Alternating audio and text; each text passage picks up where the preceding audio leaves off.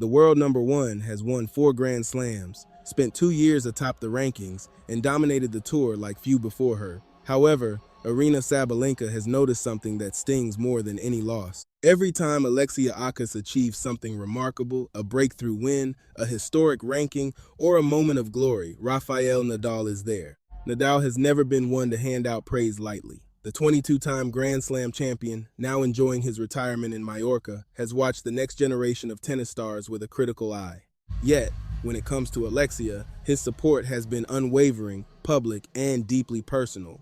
After her stunning run to the Miami Open semifinals in 2025, where she defeated 3 Grand Slam champions, including Iga Swiatek, Nadal took to social media with a congratulatory message and a public show of support that resonated across the entire tennis world.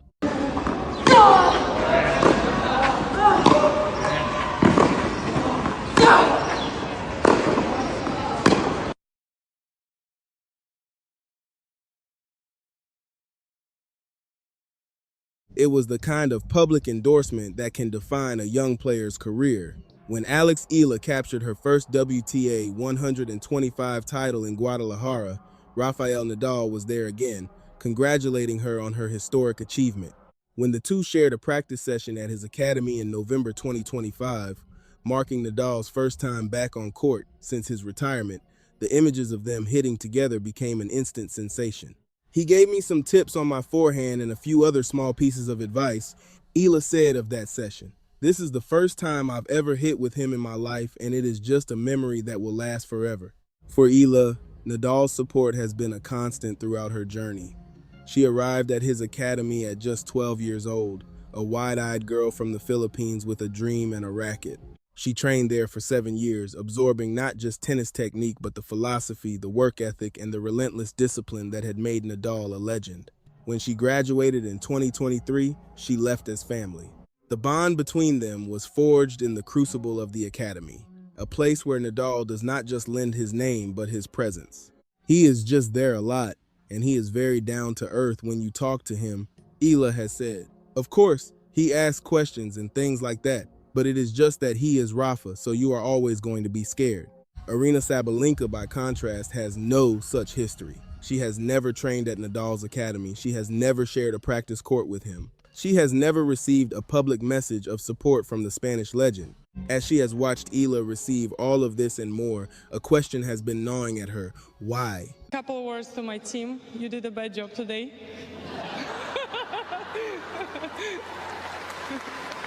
Wow, 6 love, 6-3. That's all your fault, guys. To understand why Nadal's bond with Eala is so unique, you have to go back to a chance encounter at the Madrid airport. Alexia, then just 13 years old, was traveling with her family to Mallorca for a trial at Nadal's academy.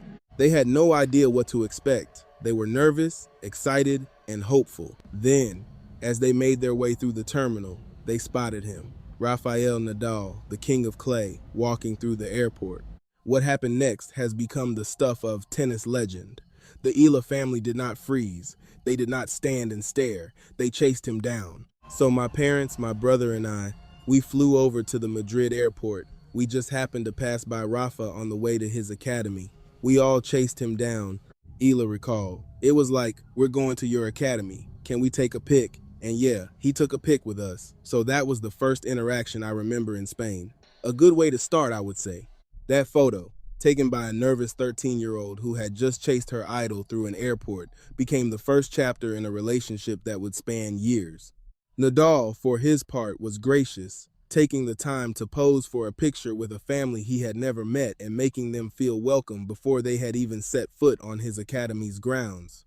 It was the kind of spontaneous human moment that revealed Nadal's character. He did not brush them off or hurry them along. He took the photo, offered a few words of encouragement, and went on his way. For Eala, however, that moment was transformative. From that point on, she was not just another student at the academy. She was the girl who had chased down Rafael Nadal, and he remembered her. Years later, after her breakthrough at the Miami Open, Nadal sent her a congratulatory message. But in the chaos of her sudden fame, she made a mistake that could have been disastrous. She left him on read for 4 days. Rafa sent me a message, but I saw it 4 days after. I left him undelivered for 4 days and I almost died, Eala confessed. But he was super nice. He got it. Nadal's understanding response, his willingness to forgive the oversight and recognize the pressure she was under, cemented their bond.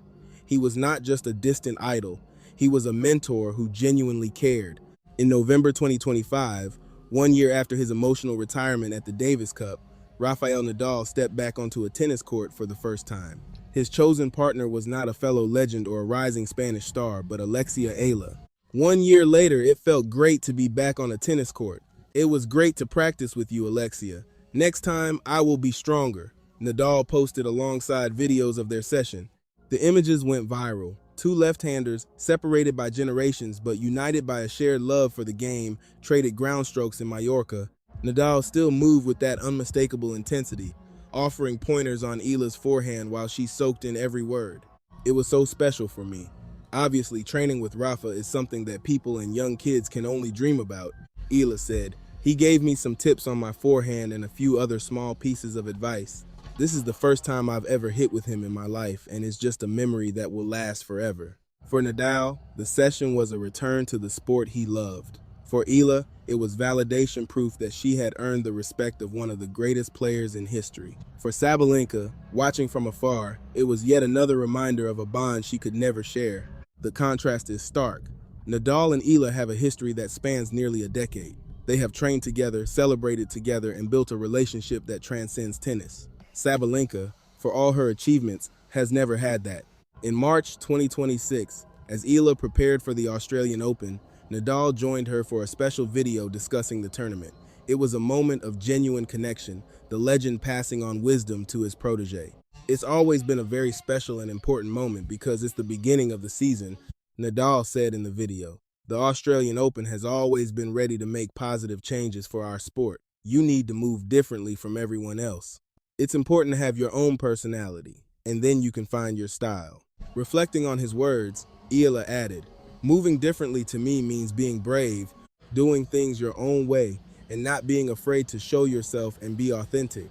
I've turned movement into one of my strengths and found ways to turn certain weaknesses into advantages. The video was shared across social media as a testament to the bond between the two players. For those watching closely, there was something else, a subtle message about what Nadal values in a player. It is not just about winning. It is about authenticity, character, and the person behind the racket.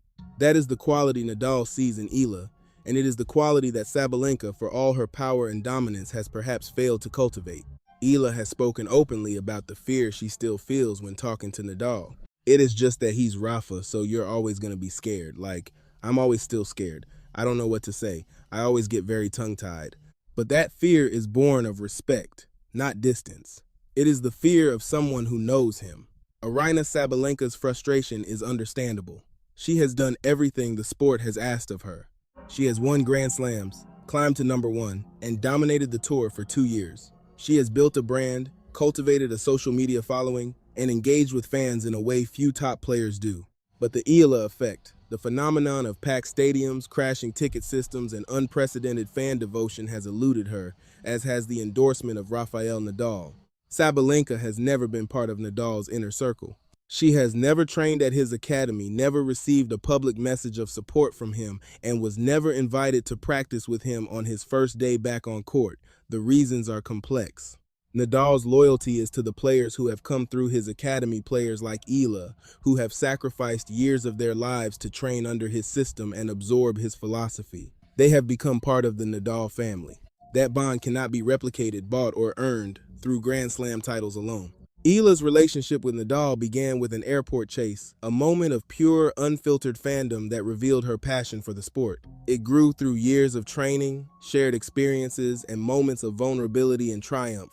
It was cemented by a practice session that symbolized the passing of the torch. Sabalenka, for all her achievements, cannot claim that history. Aryna Sabalenka has spent years watching Rafael Nadal support Alexia from the sidelines, congratulating her, training with her, and treating her like family. She has wondered, why not me? The answer lies not in Grand Slam titles or ranking points, but in something far more personal. Eala's bond with Nadal was forged over 7 years at his academy, years of sacrifice, training, and shared experience. It began with that chance encounter at the Madrid airport where a 13-year-old girl chased down her idol for a photo. It grew through every practice session, every piece of advice, and every moment of encouragement. Sabalenka, for all her dominance, cannot claim that history. She has never trained at Nadal's academy and has never received that public show of support. The Eala-Nadal bond is unique and personal. It is something that no amount of Grand Slam titles can replicate. As Eala prepares for the clay season, Stuttgart, Madrid, Rome, and Roland Garros, she carries the knowledge that she possesses something Sabalenka craves, the respect and support of the King of Clay.